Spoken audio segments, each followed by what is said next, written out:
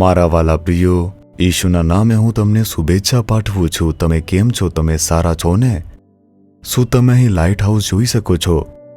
સામાન્ય રીતે આવા લાઇટ હાઉસ એવા શહેરોમાં બનાવવામાં આવશે જ્યાં સમુદ્ર કિનારો હોય છે. ત્યાં તેનું કારણ શું છે પૂછો તો જ્યારે લોકો સમુદ્રમાં મુસાફરી કરે છે, રાત્રિના સમયે તે બધે અંધકારથી ઘેરાયેલું હશે, ત્યારે તેઓ કિનારાને જોઈ શકતા નથી. તે કયા દિશામાં છે ખબર નથી. પરંતુ લાઇટ હાઉસમાંથી જે આવતો પ્રકાશ છે તે પ્રકાશ સમુદ્ર તરફ પોતાનું અજવાળું કરતો હોય છે.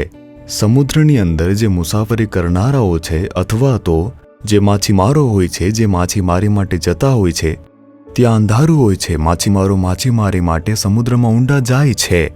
કિનારો ક્યાં છે, તે કેટલો દૂર છે, દિશા જોઈ શકતા નથી. આ લાઇટ હાઉસનો જે પ્રકાશ હોય છે તે કિનારો શોધવામાં અને ત્યાં પહોંચવામાં દરેકને મદદ કરે છે. જો લાઇટ હાઉસમાં પ્રકાશ ન હોય તો તેનો શું ઉપયોગ થશે? પ્રકાશ મહત્વપૂર્ણ છે.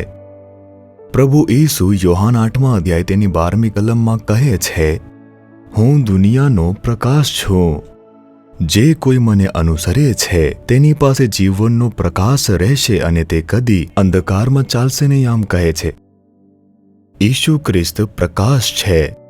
આ દુનિયા અંધકારથી ભરાયેલી છે, પાપથી ભરાયેલી છે, શાપથી ભરાયેલી છે, શૈતાનના કાર્યોથી ભરાયેલી છે. ક્યારેક આપણે અંધકારમાં ઠોકર ખાઈશું, વિચારશું શું કરવું, કેવી રીતે કરવું, શું આપણે બચી શકીશું. આપણે અંધકારમાં ઠોકર ખાઈને જાણતા નથી કે કયો રસ્તો લેવો. તે સમય દરમિયાન જો તમે ઈસુ તરફ જોશો તો તે તમને પ્રકાશ બતાવશે કે આ રસ્તો છે. જો તમે શાંતિમાં રહેવા માંગતા હો તો આ જ એક રસ્તો છે. જો આશીર્વાદ મેળવવા માંગો છો તો આ રસ્તો છે. સફળ થવા માંગો છો આ રસ્તો છે. આ તમારા જીવનની અંદર ભલાઈ માટેનો માર્ગ છે, જે તમારા જીવનમાં પ્રકાશ આપે છે અને તમને પ્રકાશમાં દોરી જાય છે. તે ઈસુ ખ્રિસ્ત છે. આજે પણ શું તમે તમારા જીવનમાં, પરિવારમાં ઠોકર ખાઓ છો, કહી રહ્યા છો, એવું લાગે છે કે હું અંધકારમાં છું, મને કોઈ પણ રસ્તો દેખાઈ રહ્યો નથી, આમ કહો છો? ઈસુ તરફ તમે જુઓ, તે તમને એક સુંદર પ્રકાશ બતાવશે. તે દોરી જશે અને તમને પ્રકાશના માર્ગ તરફ માર્ગદર્શન આપશે. તમારા માટે આશીર્વાદ રહેશે. તે તમને ઠોકર ખાઈ રહેલા લોકોને કહી રહ્યા છે કે મારા દીકરા દીકરી, હું તમારા માટે પ્રકાશ છું. હું આ દુનિયાનો પ્રકાશ છું. મને અનુસરો અને હું તમને પ્રકાશમાં દોરી જઈશ. હું તમને સાચા માર્ગે દોરી જઈશ. આમ પ્રભુ કહે છે. તેથી ઈસુએ વધસ્તંભ પર પોતાનું બલિદાન આપી દીધું અને આપણને પાપથી, શાપથી અને શૈતાનની શક્તિથી મુક્ત કર્યું છે. તેમણે આપણને પ્રકાશનું જીવન આપવા માટે વધસ્તંભ પર પોતાનું બલિદાન આપ્યું. જ્યારે તે વધસ્તંભ પર બલિદાન આપતા હતા, લટકેલા હતા, ત્યારે લગભગ 3 કલાક સુધી આખી પૃથ્વી પર અંધકાર હતો. પ્રભુ અંધકારને મળ્યા. તેઓ અંધકારમાંથી પસાર થયા જેથી તે આપણને પ્રકાશ આપી શકે. તેમણે મૃત્યુ પર વિજય મેળવ્યો, શૈતાન ઉપર વિજય મેળવ્યો.